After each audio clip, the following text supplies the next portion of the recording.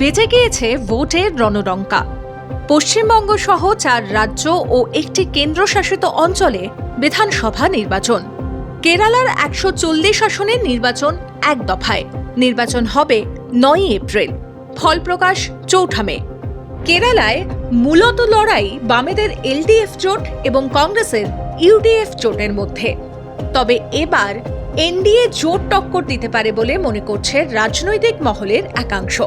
কারণ 2024 লোকসভা নির্বাচনে 20% ভোট পেয়ে বিজেপি এবার বড় চ্যালেঞ্জ হিসেবে উঠে এসেছে।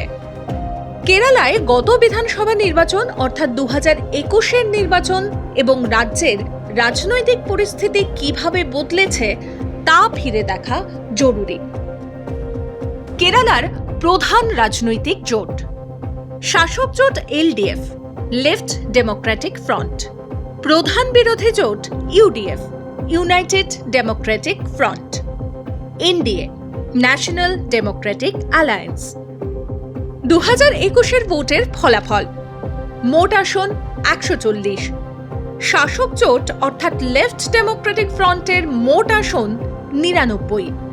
এর মধ্যে সিপিআইএম পেয়েছে 62, CPI 17, Kerala Congress M 5, NCP 5, JDS 2, LJD 1, INL 1। বাকি আসন অন্যান্য শরিক দল পেয়েছে। মোট ভোটের শতাংশ 40 থেকে 41%। প্রধান বিরোধী জোট ইউনাইটেড ডেমোক্রেটিক ফ্রন্ট, তাদের মোট আসন 41। আইএনসি পেয়েছে 21, আইইউএমএল 15, কেরালা কংগ্রেস 4 থেকে 5টি আসন পায়। আরএসপি ও অন্যান্য বাকি আসন। মোট ভোটের শতাংশ 39 থেকে 40। এনডিএ, ন্যাশনাল ডেমোক্রেটিক অ্যালায়েন্স, নেতৃত্বে ভারতীয় জনতা পার্টি বা বিজেপি। প্রাপ্ত ভোট 11.3%। অন্যান্য দল বিটিজেএস ও ছোট আঞ্চলিক দল 8 থেকে 9% ভোট পেয়েছে। মোট ভোটের শতাংশ 20। 1977 সালের পরে 2021 প্রথম কেরালায় কোনো শাসক জোট টানা দুবার ক্ষমতায় ফেরে। ইউনাইটেড ডেমোক্রেটিক ফ্রন্ট ইউডিএফ 41টি আসন পায়, পূর্বের নির্বাচনের তুলনায় 6টি আসন কম পায়।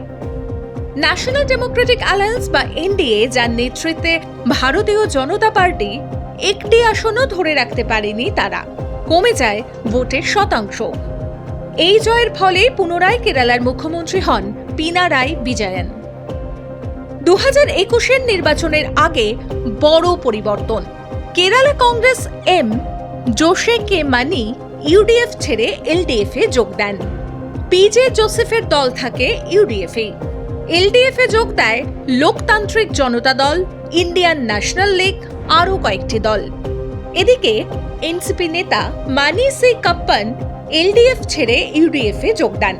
পরে তিনি ন্যাশনালিস্ট কংগ্রেস কেরালা বা এনসিকে গঠন করেন। আর বালাশঙ্কর অভিযোগ করেন বিজেপি সিপিআইএম এর মধ্যে গোপন সমঝোতা আছে। অভিযোগ অস্বীকার করে বিজেপি। পিসি থমাস এবং পিজে জোসেফ একসঙ্গে ইউডিএফকে আরও শক্তিশালী করেন। এবারও কি কেরলের গদিতে হ্যাট্রিক পূর্ণ করবেন পিনারাই বিজয়ন, নাকি উল্টে যাবে পাশা? উত্তর দেবে সময়ই।